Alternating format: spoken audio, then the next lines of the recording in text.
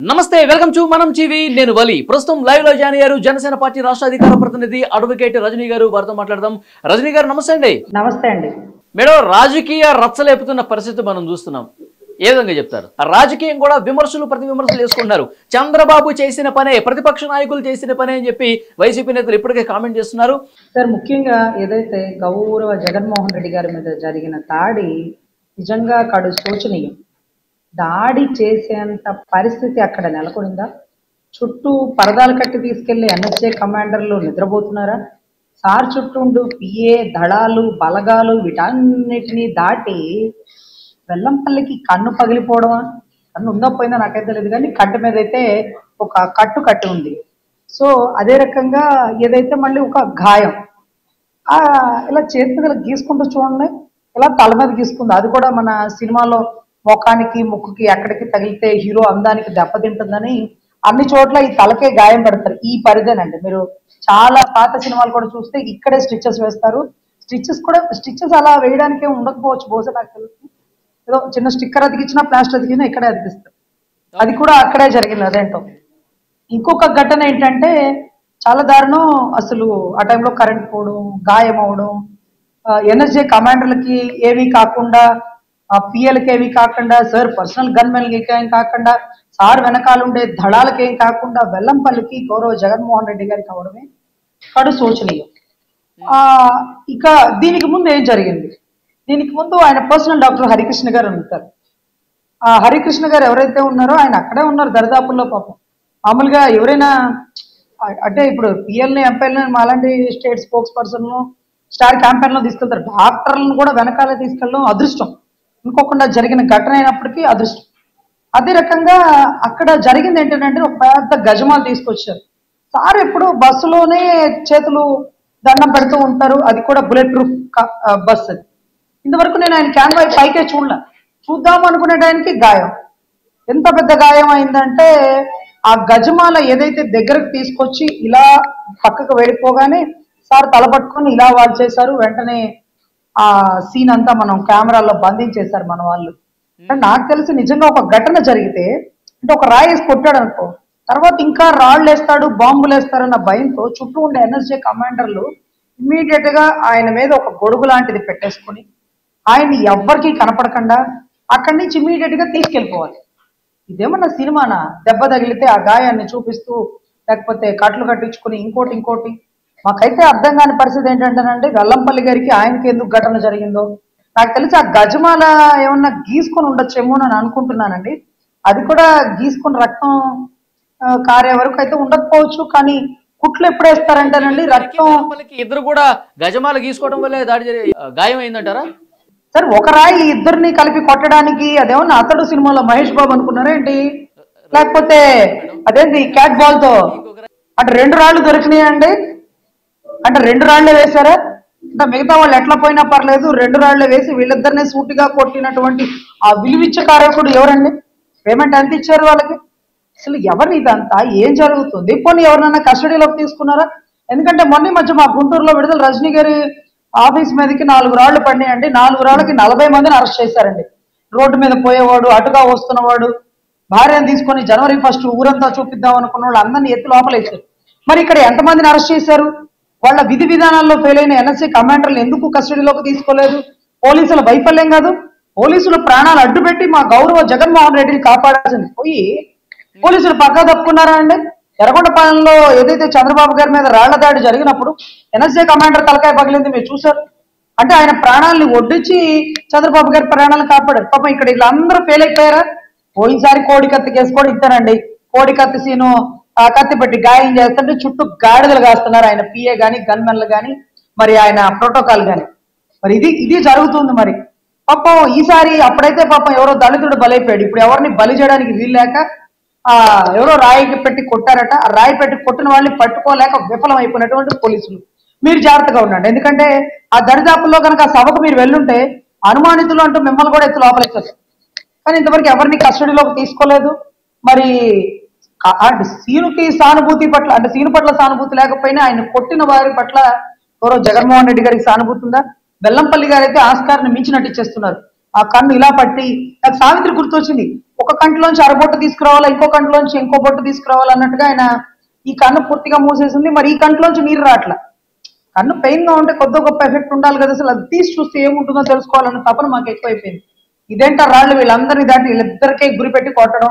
కానీ నాకు తెలిసి వాళ్ళలో వాళ్ళే కొట్టుకున్నారా? నుంచి వైసీపీ నాయకులు విమర్శలు చేస్తున్న విషయం మీకు కూడా తెలిసిందే. మంత్రులు స్పందిస్తున్నారు, మిగతా నాయకులు కూడా చెప్తున్నారు. జగన్ గారికి ప్రజల నుంచి వస్తున్నటువంటి అపూర్వ అనూహ్య ఆదరణ చూసి తట్టుకోలేక చంద్రబాబు చేయించిన ఈ దాడి అని చెప్పేసి పెద్ద ఎత్తున విమర్శలు కూడా చేస్తూ ఉన్నారు. ఎలా చూస్తారు మేడం? ఇంకా చూడడానికి ఏం లేదండి, వాళ్ళు మాట్లాడుకోవడానికి ఏం లేదు. గతంలో కూడా మేము అనుకున్నాం సానుభూతి డ్రామా ఎలా వేస్తాడా అనుకున్నాం. ఓ రాయి పట్టుకొని ఆయన పట్టుకొని, ఏంటి సార్ అది చిన్న గాయం సార్, అది కూడా అసలు గాయమా లేకపోతే అదేమన్నా సినిమాలో లాగా గాయం స్టిక్కరా మాకైతే తెలియట్లా. ఆ దరిద్రపోటు గాయం ఏదో వెల్లంపల్లి గారికి గౌరవ జగన్మోహన్ రెడ్డి గారికి కలగడం ఏంటో దాని గురించి ఆయన మాట్లాడుకోవడానికి ఏమీ లేదు. కాబట్టి గతంలో లాగే మా నాయన్ని చంపిస్తున్నావా, మా చిన్నాయన్ని వేసేసినావా, నా చెల్లెలు నా మీదకి ఈరోజు తిరగబడినారా, ఈరోజు ఏంటి నా పరిస్థితి, నన్ను రాయి పెట్టి కొట్టి చంపేద్దాం అనుకున్నారా అంటే ఏమిటి సార్? అసలు రాజకీయం అంటే సానుభూతితోనే నడిపించడం నాకొచ్చు, మళ్ళీ కూడా అదే సానుభూతి. ఈరోజు వెల్లంపల్లి గారి కన్ను లేకపోతే మరి ఆయన హ్యాండిక్యాప్డ్ కోటాకు వస్తారా, లేకపోతే కన్ను అసలు పూర్తిగా పోయిందా, లోపల ఏమైనా శస్త్రచికిత్సలు జరుగుతున్నాయా మాకైతే తెలియట్లేదు. దీనికి తోడు మోడీ గారు కూడా ఒక పోస్ట్ పెట్టారు. ఏదైతే మా పవన్ కళ్యాణ్ గారు కనుక కోడికత్తి వల్ల గాయం జరిగితే జగన్ గారు తొందరగా కోలుకోవాలని ఒక పెడతారు చూడండి, అలాగే ట్విట్టర్ లో పోస్ట్ లాగా. అలాగే మోడీ గారు కూడా పాపం రియాక్ట్ అయ్యారు, తొందరగా కోలుకోవాలి అదేంటది గౌరవ జగన్మోహన్ రెడ్డి గారిని. ఏమన్నా ఐసీయూలో వెంటిలేషన్ లో ఉన్నారా, లేకపోతే ఎక్స్పర్ట్ డాక్టర్స్ ఏమైనా ట్రీట్మెంట్ ఇస్తున్నారా, లేకపోతే పక్క దేశాల నుంచి ఎవరైనా డాక్టర్లు రావాలా ఆయన తొందరగా కోలుకోవడానికి? ఏంటో మాకైతే అర్థం కాలేదు. ఈ సానుభూతి ఏంటో, ఇది ఎందుకు వస్తుందో, ఎక్కడి నుంచి వచ్చిందో, ఎందుకు తెప్పించుకుంటారో, ఎవరి స్క్రిప్టో, ఎవరి కథ చిత్రం, ఈ జగన్ మాయ ఏంటో మాకు అర్థం కాని పరిస్థితి అండి. ఎనీవే, ఇలాంటి దెబ్బలు సర్వసాధారణం ఎలక్షన్ లో ముందుకెళ్తున్నప్పుడు. ఇవన్నీ లెక్క చేయక ముందుకెళ్ళగల నాయకుడు, యోధుడు. కానీ ఆయన బెడ్ రెస్ట్ అవసరం అండి, డాక్టర్లు చెప్పింది కూడా అది. ఎందుకంటే నిన్న రాత్రి జరిగిన సంఘటనలో మాకు అర్థమైంది ఏంటంటేనండి, ఇద్దరు డాక్టర్లు, ఒకటి హరికృష్ణ గారు ట్రీట్మెంట్ ఇచ్చారట, దెన్ హరికృష్ణ గారి తర్వాత సింహాద్రి గారు అని ఒక డాక్టర్ గారు ట్రీట్మెంట్ ఇచ్చారు. వీళ్ళిద్దరు ట్రీట్మెంట్ ఇచ్చాక కూడా ఎవరండి, మచిలీపట్నం ఎంపీ అభ్యర్థి సింహాద్రి చంద్రశేఖర్ గారు, ఆయన కూడా ఎస్ ఎగ్జాక్ట్లీ. సార్ నాకు చాలా వండర్ సార్, అసలు దగ్గరలో డాక్టర్లు ఉండడం, మా జగన్మోహన్ రెడ్డి గారి ప్రాణాన్ని కాపాడడానికి. ఎందుకంటే మేము క్యాన్వాయ్కి వెళ్తున్నాం సార్, చాలా ఏరియాలో క్యాన్వాయ్కి వెళ్తాను, ఎవరు డాక్టర్ని తీసుకోపోరు దరిద్రం. కానీ ఈయన డాక్టర్ని తోడు తీసుకోవాలి. చంద్రబాబు గారితో కూడా ఎవరు డాక్టర్లు ఉండరు ఆ టైంలో అందుబాటులో. క్యాన్వాయ్కి కంటెస్టెడ్ పర్సన్స్, కార్పొరేటర్లు, వీళ్ళు వాళ్ళు అని ఉంటారు. కానీ ముందుగానే అంటే ఇది ఊహించిన ఘటన, మనం ఊహించుకోవాల్సినటువంటి ఘటన, మరేమో మనమే అర్థం చేసుకోవాలి. ఎనీవే, సింహాద్రి చంద్రశేఖర్ గారు ట్రీట్మెంట్ ఇచ్చారు. అంతకుముందు కావాల్సుకుని దాడి చేయించుకుంది, మరొక సానుభూతి డ్రామా అని చెప్పదలుచుకున్నారు ఫైనల్ గా. 100%. ఎందుకంటే గతంలో కోడికత్తి ఘటన చూసినప్పుడు ఆ సీన్ పనిచేసే షాప్ ఓనర్ చౌదరి గారట, తెలుగులో చౌదరి ఉంటే చాలా రాసుకోండిరా బాబు అన్నట్టుగా ఘటన కావాలని చౌదరి గారు వాళ్ళే చేపించారన్నారు. తర్వాత ఎన్ఐఏ లోతైన దర్యాప్తు చేసి దీని వెనకాల ఎవరు లేరని చెప్పింది.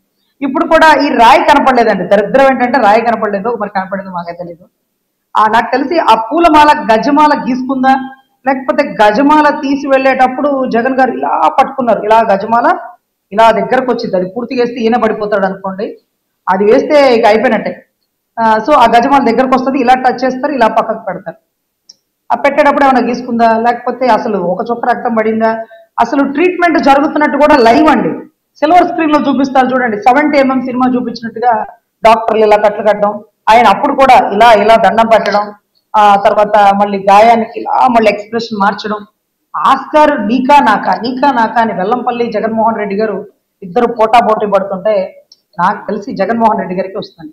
కన్ను పోయినా కానీ వెల్లంపల్లి గారికి రానివ్వరండి. కరెంటు పోవటాన్ని కూడా ప్రధానంగా ప్రశ్నిస్తున్నారు. అంటే కరెంటు అక్కడ పోయిన సందర్భంలోనే కరెక్ట్ గా ఆ సమయంలోనే ఈ దాడి జరగటం ఏంటి అని చెప్పి కొంతమంది మీలాంటి వాళ్ళు కూడా కరెంటు ప్రస్తావన కూడా తీసుకున్నారు. 100% అండి. ఎందుకంటే ఎవరైతే ఆయన్ని చంపడానికి ప్రయత్నించిన వాళ్ళు వారు ప్రీ ప్లాన్ గా కరెంటు తీసేశారండి. కరెంటు తీసేసి ఆయన మీద పూర్తి ఘటనతో దాడి చేశారు. బహుశా ఆ ఘటన చాలా తీవ్ర స్థాయిలో దిగిపోయింది కాబట్టి లోతుగా. దీని తర్వాత 12 తర్వాత కుట్లు కూడా వేశారండి, కుట్లు కూడా వేశారు. మరి ఎన్ని కుట్లు పడినాయో, గతంలో ఎన్ని కుట్లు పడినాయో నాకైతే గుర్తులేదండి, మర్చిపోయాను. ఆ కేసులో చెప్పి మర్చిపోయాను. ఇప్పుడు ఎన్ని కుట్లు పడినాయో నాకైతే తెలియదు. బట్ కుట్లు అయితే వేశారు అర్ధరాత్రి, అది కూడా గవర్నమెంట్ హాస్పిటల్కి వెళ్ళి.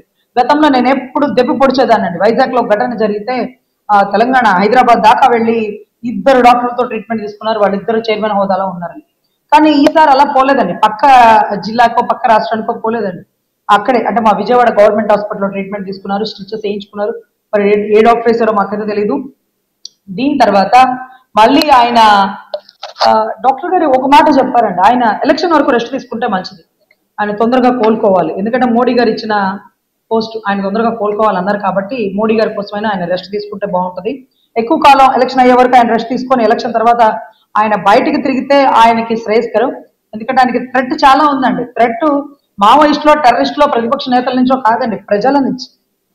ఎందుకంటే ఒక్క ఛాన్స్ అని చెప్పి ప్రజల నెత్తి మీద మూడో పాదం పెట్టిన వామనమూర్తి లాగా ఈ రోజు రాష్ట్ర ప్రజల పరిస్థితి, రాజధాని పోలవరం, ఏపీని కాపాడుకుందామంటే ఆంధ్రప్రదేశ్ని కాదంటండి, అమరావతిని పోలవరం అన్నట.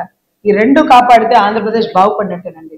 సో నాకు తెలిసి ఆయనకు జరిగిన ఘటన ఊహించదగినది, గతం నుంచే ఊహించినది, ఎక్స్పెక్టేషన్. ఎందుకంటే మాకు అందిన అంచనాల మేరకు ఇది ప్రీ ప్లాన్. కరెంటు పోవడం, గజమాల రావడం, వీళ్ళిద్దరికి ఘటన జరగడం.